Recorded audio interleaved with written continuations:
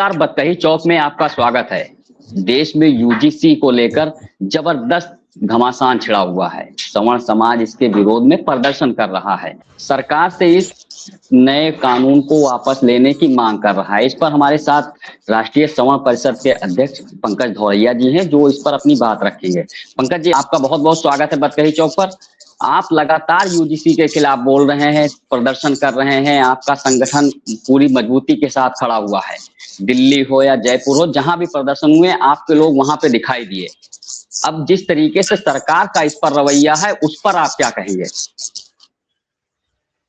देखिए, सरकार इस विषय पर न तो बोलना चाहती है और न सरकार देखना चाहती है।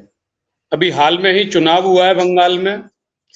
उन्हें इस बात का अहंकार लग रहा है कि शायद सवर्णों की बात से कोई फर्क नहीं पड़ता, क्योंकि बंगाल में आज ये हिंदू के नाम पर आए हैं और आप देख लेना, आने वाले 6 महीने में ये अगड़ा पिछड़ा दलित पर आ जाएंगे।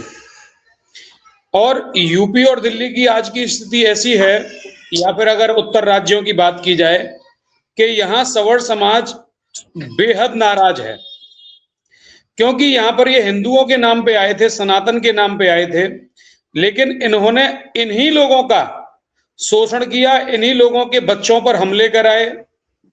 अगर आप बात करें तो आपने देखी होगी कि भरे मंचों से बेटियां मांगी गई सवर्णों की, एक एफआईआर नहीं हुई। दिल्ली के अंदर विश्वविद्यालय में ब्राह्मण बेटी के स्तन तक दबाए गए, कोई कार्रवाई नहीं हुई। और उत्तर प्रदेश की स्थिति आपको पता ही होगी कि अगर लगातार एससी एसटी एक्ट के आप केस देखें, या फिर ब्राह्मण हत्याओं के या सवर्ण शोषण के या पिछड़ा वर्ग के जो लोग आज जो क्षत्रिय हुआ करते थे, आज जिन्हें हम पिछड़ा कहते हैं, उन लोगों की अगर आप देखेंगे तो एक लंबी कतार मिलेगी जिनके घर बर्बाद हो चुके हैं एससी एसटी एक्ट के द्वारा।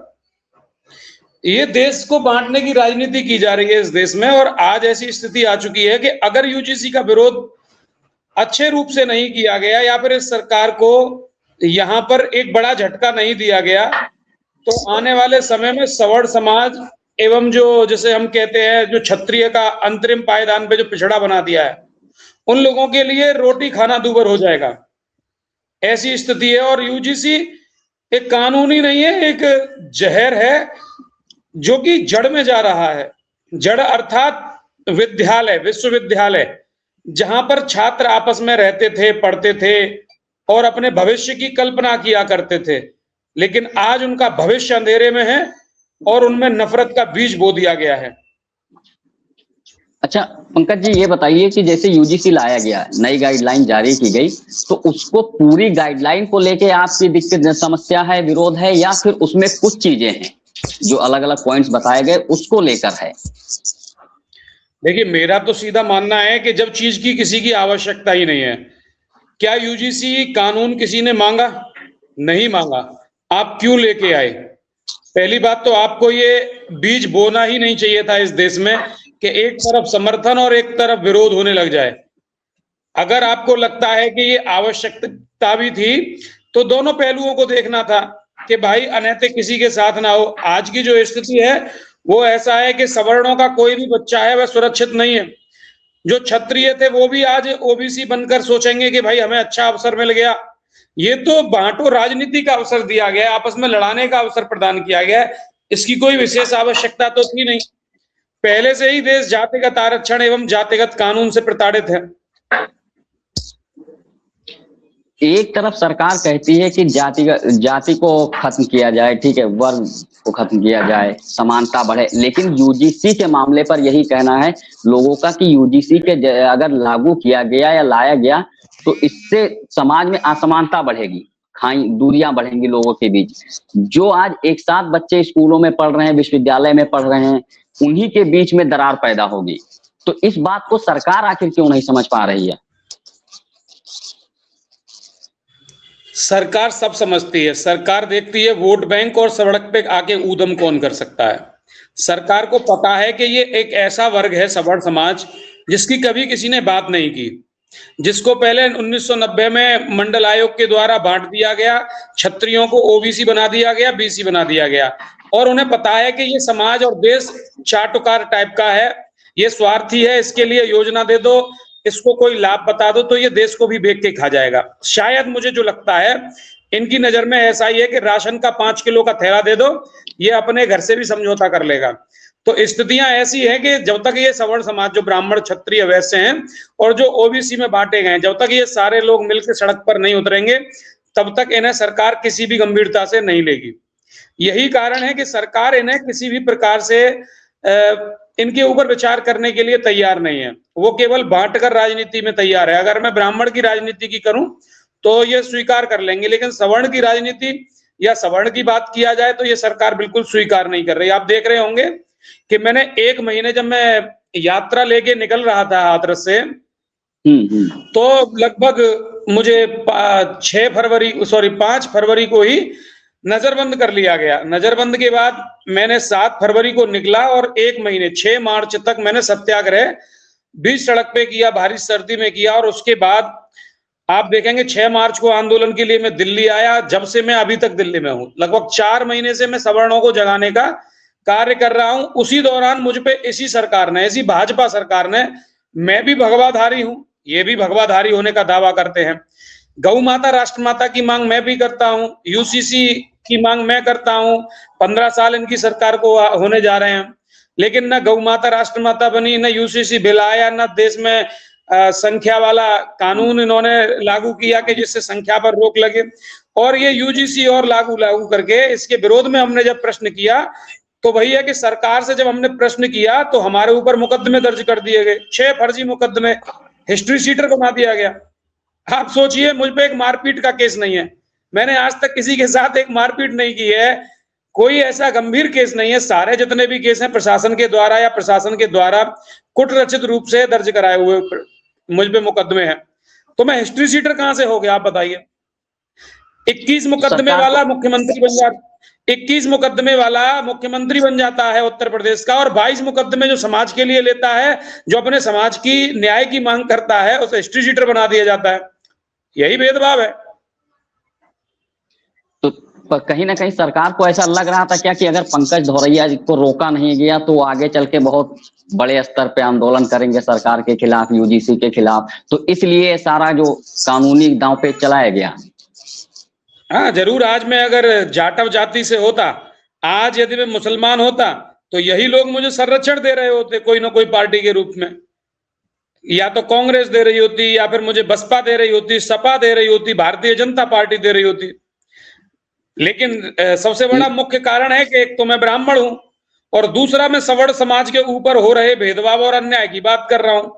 देश को मैं जगाने का काम कर रहा हूं कि आपको लूट रहे हैं, आपको बांट रहे हैं। पहले हिंदू मुसलमान के नाम पे बांटा, अब आप देखिए कि यही वो लोग हैं जो हिंदू मुसलमान की बात कर रहे थे और बंगाल में जाके मछली खाकर इन्होंने प्रयास किया, दिखाया कि जी हम सबसे बड़े मछली खाने वाले लोग हैं। और यही सरकार है, देखिए कैसे आई है कि गऊ खाने का इन्होंने समर्थन किया कि बंद कमरे में गाय खाइए। तो मुसलमानों का वोट भी लिया इन्होंने, ऐसा नहीं है, मछली खाकर, गाय खाने का समर्थन लेकर। तो देखिए स्थिति बहुत दुर्भाग्यपूर्ण हो चुकी है देश की।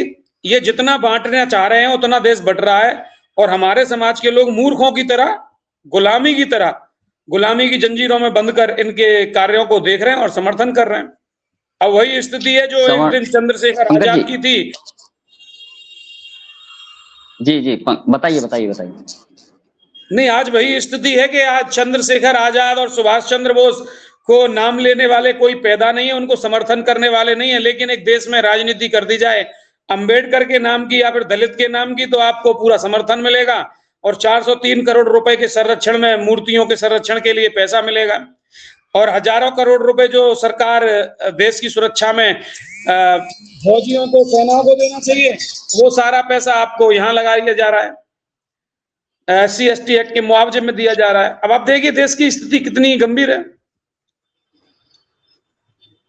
पंकज जी, यूजीसी कानून आया तो लोगों का कहना, जो इसके विरोध में खड़े हुए हैं, उनका कहना है कि जिस तरीके से SC/ST एक्ट का दुरुपयोग किया जा रहा है, अगर ये नियम लागू हो गया तो उसी तरीके से सवर्णों के बच्चों को फंसाया जाएगा, उनपे गलत तरीके से इस नियम को लगाया जाएगा। लेकिन दूसरी तरफ वहीं जो इसके समर्थन में खड़े हैं, वो कह रहे हैं कि हम एक ऐसे समाज की स्थापना करना चाहते हैं, एक ऐसा समाज बनाना चाहते हैं जहां समता हो, समानता हो, बराबरी हो और सबको हक मिले। तो क्या इसमें हक मिलना और अधिकार की बात सवर्णों के साथ नहीं है? क्या वो इस देश के नागरिक नहीं है? सरकार भी इस बात को क्यों नहीं समझती है? देखिए, समानता का एक आधार होता है कि एक जमीन चारों तरफ से साफ करके दे दी जाए, जो जैसा करेगा वैसा भोगेगा। और आज के दौर में सबसे बड़ी बात, जाति की लड़ाई है ही नहीं। आज जो लड़ाई है वो है अपर क्लास और लोअर क्लास, मतलब जो गरीब है और अमीर है उसकी लड़ाई बची है। आज भी ऐसा सिस्टम बन चुका है जिसके पास अच्छी नौकरी है, आईएएस है, पीसीएस है, बड़ा धनवान है, तो उसके लिए जाति पात कहीं मायने नहीं रख रही।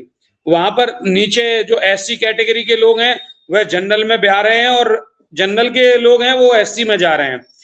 यहाँ जो लड़ाई है वो एक संपन्नता और कमजोरी की लड़ाई है। जो संपन्न है वो कमजोर को स्वीकार नहीं करना चाह रहा। यहाँ आज जात पात की लड़ाई भी नहीं है। नंबर दूसरा, अगर आप समता ही लाना चाहते हैं तो सबके लिए समानता लाएं, ना कि मेरे अगर आप कमजोर हैं तो आपके हाथ में AK-47 दे दें कि आप मेरा जब जब चाहे तब शोषण कर लें, और या फिर आपको एक विशेष कानून दे दें। यह एक समाज को तोड़ने का कार्य किया जा रहा है, देश में आग लगाने का कार्य किया जा रहा है। अगर आप समता चाहते हैं तो उन गरीब कमजोर वर्ग के लोगों के लिए, जो आज भी SC ST के कैटेगरी में आते हैं लेकिन उनको अभी तक वो लाभ ही नहीं मिल पाता, जैसे वाल्मीकि समाज है या फिर अन्य ऐसे समाज हैं जो कि कमजोर वर्ग हैं, जिन्हें कोई पूछने वाला नहीं है, या गरीब हैं, ठेला चला रहे हैं, मजदूर हैं, उनको आरक्षण दिया जाना चाहिए। उनके लिए एक विशेष कानून बनाना चाहिए कि ये गरीब हैं, असहाय हैं, इनके लिए पारदर्शिता होनी चाहिए। इसका मतलब आपके कानून में पारदर्शिता नहीं है, आपके संविधान में कमी है, इसलिए आप बार बार नए नए कानून लेके आ रहे हैं। तो बेहतर है कि हमें कानून व्यवस्था सही करनी चाहिए और उसमें पारदर्शिता लेके आनी चाहिए, जिससे कि किसी के साथ अनैतिक कार्य ना हो। लेकिन जाति और धर्म के नाम पर किसी को विशेष लाभ दे देना देश में गृह युद्ध बनाने जैसी स्थिति है और लोगों को आपस में लड़वाने जैसी स्थिति है, केवल और केवल अपनी राजनीतिक एवं वोट बैंक के लिए। पंकज जी, अभी कुछ दिनों से आप देख रहे होंगे कि देश में अंबेडकरवाद चरम पे पहुंच रहा है। उसको अंबेडकर, बाबा साहब अंबेडकर को लेकर सरकार भी बहुत एक्टिव दिखाई दे रही है। वो उनका चाहे निर्वाण दिवस मनाना हो, जयंती मनाना हो या अंबेडकर से जुड़े कुछ और कार्यक्रम हो, उसमें सरकार की सहभागिता 100% होती है। और दूसरी तरफ वहीं परशुराम जयंती पे सवाल उठाए जाते हैं। देखिए, सीधी बात है कि ये वही सरकार है जो हिंदू के नाम पे आई थी और सनातन के नाम पे आई थी। लेकिन ये सबसे बड़ी बात है कि जो व्यक्ति जिसने पूरे जीवन भर हिंदुओं का विरोध किया, जिसने सनातन धर्म का विरोध किया, जिसकी 22 प्रतिज्ञाओं में ब्रह्मा विष्णु महेश को न मानने की बात की गई और अपने समर्थकों से कहा गया कि कोई भी ब्राह्मणों का सम्मान नहीं करेगा एवं वर्ण व्यवस्था में विश्वास नहीं करेगा, सनातन परंपराओं को नहीं मानेगा, लेकिन उसी परंपरा के विरोध करने वाले व्यक्ति का सम्मान ये सरकार के नेता करते हैं। और यही नहीं कि केवल एक ही पार्टी कर रही है, ऑलमोस्टली सब कर रहे हैं। उसका कारण कहीं ना कहीं ये है कि एक विशेष वर्ग को विशेष दर्जा दिया गया, क्योंकि उनके समर्थक सड़क पर उतरकर आकर अपनी बात कहने में सामर्थ्य रखते हैं और वो सड़क पर उतरने में सक्षम है। सबसे बड़ा कारण ये है कि उन्हें लगता है कि अगर हमने इनको नाराज किया तो ये सड़कों पर उतर आएंगे, आगजनी कर देंगे, ऊधमबाजी कर देंगे, आग लगा देंगे। तो कहीं ना कहीं आज अपनी शक्ति को दिखाने का समय है। पहले एक जाट, यादव, गुर्जर, कुशवाहा, इनको एक बड़ा सम्मान से दिया जाता है। छत्री समाज से आते हैं सारे लोग, इनको बड़ा, राजपूतों को बड़ा एक सम्मान दिया जाता था कि भाई ये छत्री समाज की पूरी एक चेन है, इनको सम्मान देना है क्योंकि इनका देशभक्ति में एक अनूठा बलिदान रहा है। लेकिन आज उनको तोड़ दिया गया, आज वो आपस में लड़ रहे हैं। और अंबेडकर की बात कही जाए तो अंबेडकर को तो एक तरीके से सिगूफा तैयार करके समाज को बांटने का कार्य किया गया है, इसके अलावा और कुछ नहीं है। और भगवान परशुराम और श्री राम हो तो सीधी सीधी बात है, ब्राह्मणों का तो विरोध पूरे देश में चल ही रहा है, तो कैसे भी, और ब्राह्मण जब तक सड़क पे खड़ा नहीं होगा तो वो ऐसी ही स्थितियों को सामना करेगा। आपके सामने होगा शंकराचार्य जी का अपमान, मेरी भी शिखा पे हमला हुआ, और भी लोगों की शिखाओं पे हमला हुआ, ब्राह्मणों की बिटियों पे प्रहार हुए, हमले हुए, हत्याएं हुई। तो इसका केवल एक ही कारण है, जब तक समाज अपनी बात नहीं करेगा, अपने आप को साबित नहीं करेगा, जी मैं भी हूं भाई, मैं भी हूं, जब तक कोई रोएगा नहीं तो वो उसे चुप कराने कोई नहीं आएगा। तो इसमें जिम्मेदारी तो कहीं ना कहीं हमारे समाज के अपने प्रतिनिधियों की है और अपने समाज के लोगों की है कि आप सनातन के रक्षक थे, आप सनातन के एक पहली पंक्ति में आने वाले व्यक्ति थे, लेकिन आज आप खुद सड़क पर उतर के विरोध नहीं कर रहे हैं। आप तो सोच रहे हैं कि हमारे बारे में अपने आप को ही सोच लेगा। ऐसा नहीं है, आपको लड़ना पड़ेगा, आपको अपनी शक्ति दिखानी पड़ेगी। पंकज जी, हिंदुत्व के नाम पर भाजपा सत्ता में आई, प्रधानमंत्री नरेंद्र मोदी प्रधानमंत्री बने, उसके पहले वो गुजरात के मुख्यमंत्री रहे। लेकिन तमाम ऐसे भाजपा के नेता हैं जो हिंदुत्व के नाम पर संसद पहुंचते हैं, विधानसभा पहुंचते हैं, लेकिन यही जब गौतम खट्टर का मामला आता है, हिंदू देवी देवताओं का अपमान होता है, स्वामी प्रसाद मौर्य जैसे लोग, चंद्रशेखर आजाद जैसे लोग अपमान करते हैं, तब कोई आवाज नहीं उठाता। लेकिन अगर गौतम खट्टर कुछ कह देते हैं तो उस पर तुरंत उनकी गिरफ्तारी हो जाती है, और जबकि वहां पर बीजेपी की सरकार है। देखिए, तो ये मेरे जो को सच बोलने में कोई दिक्कत नहीं है। Samajwadi party, Congress party, Bahujan Samaj party एवं अन्य पार्टियों को ये जो हिंदू वर्ग है या फिर हिंदू मुसलमान करके जिस वर्ग को बहकाया गया, वो सांप मानता था। लेकिन आज अगर देखा जाए मेरे हिसाब से तो भारतीय जनता पार्टी बहुमुखी फनों की पार्टी है। मतलब अगर वो एक फन वाले हैं तो ये 100 फन वाले सांप हैं। गौतम खट्टर ने अगर किताब में लिखी हुई चीज को दोहरा दिया, अगर पंकज धवरैया ने केवल गौ माता को राष्ट्रमाता मांग कर दी, जो मांग भाजपा की थी, तो हम लोग अपराधी हो जाते हैं। तो इस सरकार का केवल एक ही काम है कि हम जो कहेंगे वो स्वीकार करना पड़ेगा, वरना तुम्हें हम ठिकाने लगा देंगे।